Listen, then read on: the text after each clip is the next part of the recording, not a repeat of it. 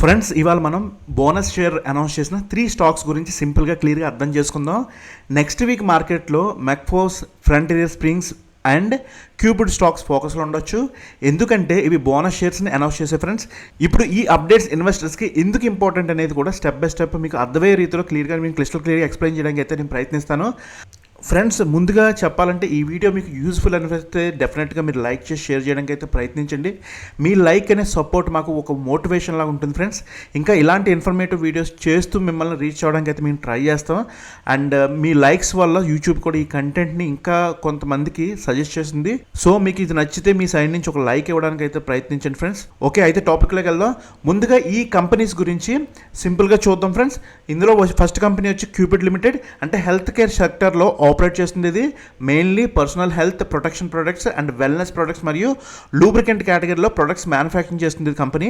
Global మార్కెట్కి export కూడా చేస్తుంది ఫ్రెండ్స్. అయితే సెకండ్ కంపెనీ వచ్చి మ్యాక్ఫోర్స్ లిమిటెడ్, ఎలక్ట్రానిక్స్ మరియు రోబోటిక్స్ రిలేటెడ్ కాంపోనెంట్స్ని సప్లై చేసే కంపెనీ మాట. డ్రోన్ పార్ట్స్ అని, రోబోట్ కిట్స్, బ్యాటరీస్, మోటార్స్ లాంటి టెక్ ప్రొడక్ట్స్ని ప్రొవైడ్ చేస్తుంది అన్నమాట.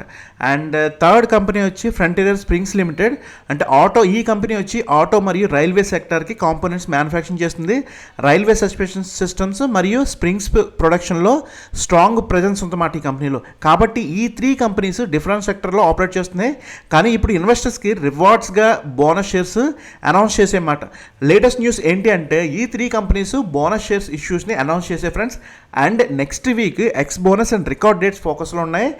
దీనికి మీనింగ్ ఏంటి అంటే ఇన్వెస్టర్స్ దగ్గర ఆల్రెడీ ఈ కంపెనీకి సంబంధించిన షేర్స్ ఉంటే, అంటే ఎగ్జిస్టింగ్ షేర్స్ ఉంటే దాని మీద ఫ్రీగా ఎడిషనల్ షేర్స్ అనేది వాళ్ళకి వస్తాయన్నమాట, వాళ్ళకి ఎలిజిబిలిటీ వస్తుందన్నమాట. అయితే ఆ డీటెయిల్స్ ఏంటో చూద్దాం ఫ్రెండ్స్. బోనస్ ఇష్యూ డీటెయిల్స్ ఇలా ఉన్నాయి ఫ్రెండ్స్. క్యూబిడ్ వచ్చి 4:1 బోనస్, సెకండ్ది మ్యాక్ఫోర్స్ వచ్చి 1:10 బోనస్, ఫ్రంటియర్ స్ప్రింగ్స్ వచ్చి 2:1 బోనస్. బోనస్ షేర్స్ అంటే కంపెనీ షేర్ హోల్డర్స్కి రివార్డ్ లాగా ఫ్రీగా ఎడిషనల్ షేర్స్ ఇవ్వడం అన్నమాట. అంటే ఇప్పుడు కీ నెంబర్స్ చూద్దాం ఫ్రెండ్స్. ఇంపార్టెంట్ నెంబర్స్ ఏంటో చూద్దాం. క్యూబిడ్ లిమిటెడ్ వచ్చి బోనస్ రేషియో వచ్చి 4:1, అంటే X date and record date వచ్చి March 9th, 2026. ఈ డేట్స్ గురించి మీరు నోట్ చేసుకోవడానికి అయితే ప్రయత్నించండి, లేదంటే స్క్రీన్ షాట్ తీసుకోండి. స్టాక్ ప్రైస్ వచ్చి అరౌండ్ 405 రూపీస్ దగ్గర ఉంది. 1 year రిటర్న్ చూసారనుకోండి ఈ కంపెనీ గురించి అరౌండ్ 511% అయితే ఇచ్చింది. దీనికి సింపుల్గా చెప్పాలంటే ఒక షేర్ ఉంటే 4 న్యూ షేర్స్ ఫ్రీగా వస్తాయి ఈ కంపెనీకి సంబంధించింది. సో మీరు దీని డేట్స్ అయితే గుర్తుపెట్టుకోండి. నెక్స్ట్ కంపెనీ వచ్చి మ్యాక్ఫోర్స్ లిమిటెడ్, బోనస్ రేషియో వచ్చి 1:10, అంటే రికార్డ్ డేట్ వచ్చి March 10th, 2026. స్టాక్ ప్రైస్ వచ్చి అరౌండ్ 939 రూపీస్ ఉంది. 1 year రిటర్న్ చూసారనుకోండి అరౌండ్ 18% అనమాట. దీనికి మీనింగ్ ఏంటంటే 1:10 మీనింగ్ ఏంటంటే 10 షేర్స్ ఉంటే ఒక ఎడిషనల్ షేర్ అనేది మీకు ఎలిజిబిలిటీ వస్తుందన్నమాట. అంటే థర్డ్ కంపెనీ వచ్చి frontier springs limited, bonus ratio వచ్చి 2:1 అనమాట.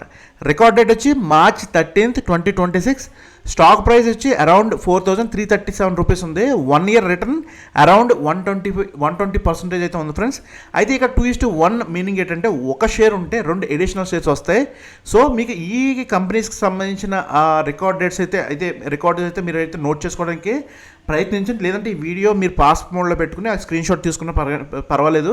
ఎందుకంటే మీకు తెలియాలి కదా ఎగ్జాక్ట్గా ఎప్పుడు, అంటే మీకు ఆ డేట్కి ముందు మీరు ఆల్రెడీ మీ డిమాట్ అకౌంట్లో ఇవి రిఫ్లెక్ట్ అవుతే మీరు ఎలిజిబిలిటీ వస్తుంది అన్నమాట. మీకు ఇన్వెస్టర్స్కి ఈ న్యూస్ ఎందుకు ఇంపార్టెంట్ అంటే బోనస్ షేర్స్ యూజువల్లీ కంపెనీ కాన్ఫిడెన్స్ని రిఫ్లెక్ట్ చేస్తాయన్నమాట. అంటే company management bonus shares announce చేయడం మోస్ట్లీ ఏ సిచ్యువేషన్లో చేస్తుందంటే ఫస్ట్ది వచ్చి కంపెనీ రిజర్వ్స్ స్ట్రాంగ్గా ఉన్నప్పుడు, సెకండ్ది షేర్ లిక్విడిటీ పెంచాలనుకుందనుకుని కంపెనీ, అప్పుడు ఇటువంటి అనౌన్స్మెంట్ వస్తుంది. థర్డ్ది వచ్చి లాంగ్ టర్మ్ షేర్ హోల్డర్స్ని రివార్డ్ చేయాలనుకున్నప్పుడు కూడా కంపెనీ ఇటువంటి బోనస్ షేర్స్ అనౌన్స్ చేస్తుందన్నమాట. అంటే బోనస్ ఇష్యూ తర్వాత టోటల్ షేర్ కౌంట్ ఇంక్రీజ్ అవుతుంది. కాబట్టి షేర్ ప్రైస్ అనేది థియరిటికల్ ఎగ్జిస్ట్ అవుతుంది, అది కూడా మీరు గుర్తుపెట్టుకోవాలి. కానీ ఇన్వెస్టర్స్ దగ్గర ఉన్న టోటల్ హోల్డింగ్ వాల్యూ ఇమీడియట్గా సేమ్ రేంజ్లోనే ఉంటుంది ఫ్రెండ్స్. కానీ మార్కెట్లో కొన్ని టైమ్స్ బోనస్ న్యూ పాజిటివ్ సెంటిమెంట్ని కూడా క్రియేట్ చేస్తాయన్నమాట, అది మీరు గుర్తుపెట్టుకోవాలి. అలాగే ఈ స్టాక్స్ని ఎవరైనా అబ్జర్వ్ చేస్తున్నారనుకోండి, కొన్ని ఇంపార్టెంట్ పాయింట్స్ అయితే మానిటర్ చేయాలి. ఇటువంటి స్టాక్స్ ఎప్పుడైనా మనం కొన్నప్పుడైనా లేదంటే కొనాలని నిర్ణయించుకున్నప్పుడైనా కొన్ని విషయాలు అయితే మనం పరిగణలోకి తీసుకోవాలి.